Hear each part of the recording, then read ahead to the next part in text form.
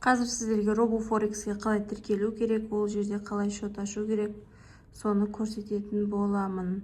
Ең бірінші мына Mobile Trader деп тұр ғой, поиске соны RoboForex деп жазсаңыздар шығады, соны скачать етіп аласыздар.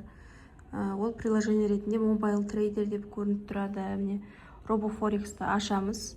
Жоғары жанда регистрация деп тұрады.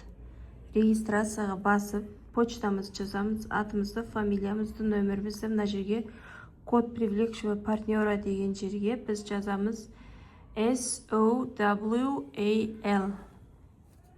Осы партнердің кодын обязательно жазамыз. Солай тіркелеміз. Қазір мен тіркеліп қойған аккаунтпен кіретін болғандықтан тіркелмеймін. Қазір мен кіріп алайын.